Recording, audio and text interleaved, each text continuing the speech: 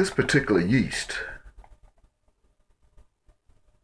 that I'm testifying to you of right now is also a symbol, an allegory, a metaphor that represents a certain man. Remember, yeast is yellow. And that yellow yeast is symbolic to the light of the yellow sun. As soon as that yeast is agitated when mixed with that wheat to make flour, then it rises from that flat state of mind, that flat with no life state of mind, a body that's just lying flat, that represents the sun, Yahweh ben Yahweh, who is that yellow yeast, and that came to the wheat and taught them how to make flour, to prepare the bread for the Passover. Remember, Yahweh ben Yahweh, his skin color is recognized by the world as being yellow. And as he agitated the wheat by his yeast, the power of his yeast, of his mind, he made us all rise from our dark, flat state of mind to a bright light that sits on a high state of spiritual and supreme rulership. Praise Yahweh. Wheat is also known in simile as fruit in prophecy. This wheat of Revelation chapter 6, verse 6, has several different prophetic, symbolic, that was hidden in a cryptogram. In Micah chapter 7 and verse 1, Micah said in part, quote, "My soul desired the first ripe fruit," end of quote. That, quote, first ripe fruit, end of quote, that's found in Micah chapter 7, verse 1, is this very same wheat that's also known as the cultivation and repeated harvesting and sowing of the grains of wild grasses. Those sows of, quote, the first ripe fruit today are being identified as all those who were back there with Moses as, quote, wild, end of quote, minded people. Wild-minded people. That also led to the creation of domestic strains, even as muted forms of wheat. Nevertheless, O earth, they are all chosen by their one farmer, and his name is Yahweh, Yud-Heh-Wav-Heh, Yahweh, the God of the Hebrews. He is their one farmer, who is the same as Yahweh ben Yahweh, Yud-Heh-Wav-Heh, Beth Nusafit, Yud-Heh-Wav-Heh, who planted them in the field, in the wilderness of America. And now they are ready to be harvested. Oh yes, Yahweh, Yahweh ben Yahweh are one. And that's confirmed in the book of John, chapter 10 and verse 30. Yahweh came to us here on earth in the flesh of man, whom some of you thought was just an ordinary man. What a mistake that was that you made. And some of you are still making mistakes. like you're making right now, looking at my body on YouTube or Facebook or Google or whatever you choose to download and search for Come and See. And when verse 8 that are being symbolized in the book of Micah chapter 5 as a remnant of Jacob, they too are recognized as wheat. Yahweh is the only farmer that can harvest this wheat. Most mechanisms of wheat that are in the hands of mankind is highly domesticated and cannot survive in the wild. This is why man cannot teach or cultivate Judah. Not an ordinary man. Judah needs cultivating from a special harvester, a special farmer. Judah is wild, like wild grasses. This is why they are symbolized in the book of Micah chapter 5 and verse 7 as being in the midst of many people as a dew from Yahweh, as a shower is upon the grass that tarrieth not for man. Man cannot handle Judah. No ordinary man can handle Judah.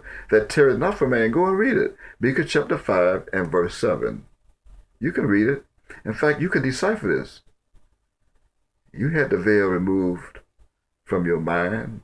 You were one of those who dodged the spirit of deep sleep that was placed upon you by Yahweh. You ducked. You're more powerful than Yahweh. Go ahead and read it. Go ahead and put it all together. You are erudite. You can do it.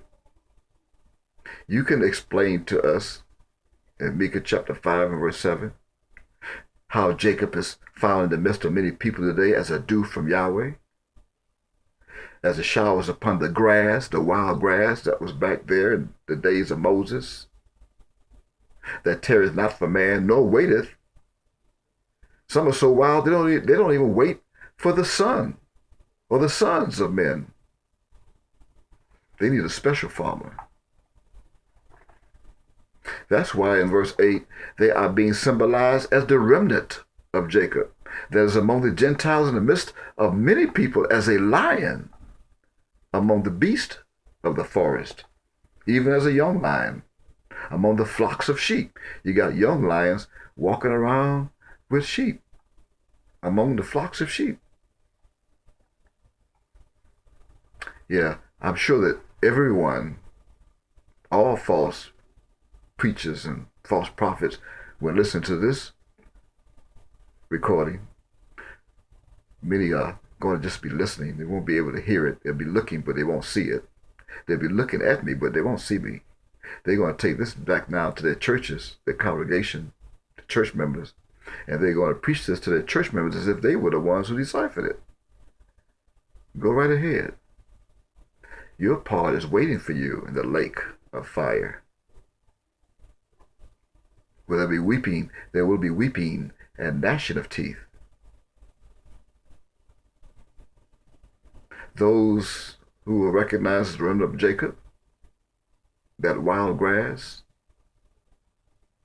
also represents those that sits in the other trays of this pair of balances that are also described in the other verse of Micah chapter 5 verse 8, that also reveals the noun, quote, beasts in the plural form, in the quote. This means that those unidentified beasts are in the same land as the wheat. This also means that these unidentified beasts are also being cruel and aggressive toward this, quote, one measure of wheat, end of quote. There's also a conjunction that is connected to where that voice was sealed, that stands in the midst of the four beasts of Revelation chapter 6, verse 6. Insomuch until they are being warned, those four beasts, as this one voice sits and stands in the midst of thereof, of those beasts, are being warned in Revelation chapter 6, verse 6, and is being warned in this recorded video to hurt not the oil and the wine. You have no choice. Hurt not the oil and the wine. It's not like you can not hurt one and then go hurt the other. No. Hurt not the oil and the wine. Now, all you have to do with your erudition, since you are erudite, is find out who the oil is and where the wine is stored today. I am testifying to ye. I am testifying to ye, not you, ye, that this very same, quote, one measure of wheat, end of quote, that sits in the midst of the field are all those who were measured at the same time along with the 3 measures of barley for a penny in one tray of Exodus chapter 30 and verses 12 and 13. And all the others that were sealed in Daniel chapter 12 and verse 1 are also in that tray, of those trays. Meanwhile, those of Exodus chapter 30 are the same 3 measures of barley for a penny that is found in the book of Revelation chapter 6 and verse 6. They are also the tares of the wheat who did not pay their ransom for their souls unto Yahweh. The same 3 measures of barley for a penny, who are the wicked, deceitful, and abominable souls that is spoken of in Micah chapter 6, who did not pay their ransom for their souls unto Yahweh. Should I count them pure with the bag of deceitful weights? Should they be counted with the one measure of wheat, and they are wicked? Why do you think the questions were raised in Micah chapter 6 and verses 10 through 13? And because of their wickedness, their deceiving tongues, and for the abominable acts that they perform on one another in private, in their beds, and in the public. Living in a country, you are living in a country that approves a man laying with a man in the bed like a woman, and a woman lying in the bed with another woman like a man. That's the country that you're living in. But I have 2 questions that are now being asked by Micah. That is found in the book of Micah chapter 6 and verses 10 and 11 as a reminder. That reads, are there yet the treasures of wickedness in the house of the wicked, and the scant measure that is abominable? Shall I count them pure with the wicked balances, and with the bag of deceitful weights? It's a question. 2 of them. Can you answer them? Please. This is a direct conjunction and a connection of the last part of Revelation chapter 6 and verse 6, which says, quote, "See thou hurt not the oil and the wine," end of quote. In the meantime, this 3 measures of barley means that they are of the same wheat or tribe of Israel. Remember? However, barley is also of the grass family. And although some nations and cultures make bread out of barley, it is not as healthy as wheat bread. In fact, barley bread is a type of bread that is made from flour of the grain of the barley plant, but it's not really a real kosher bread.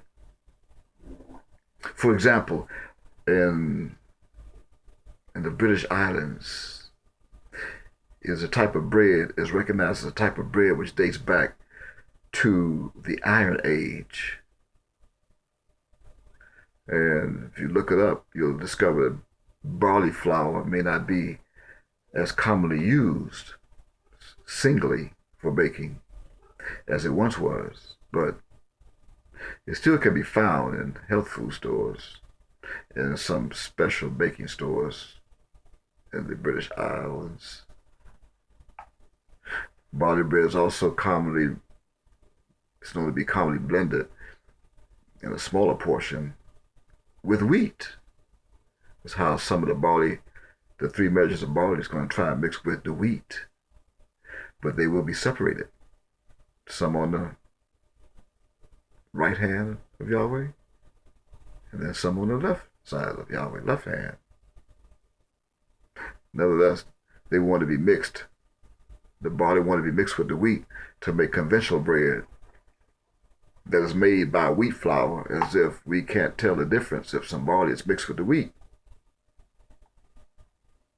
So therefore, with that said, you must not forget that this barley is merely part of Jacob and is biblically being referred to as a remnant of Jacob, and also mentioned in Micah chapter 5 and verse 7, that is literally speaking of the remnant of Jacob, as well as a dew from Yahweh, as the showers upon the grass.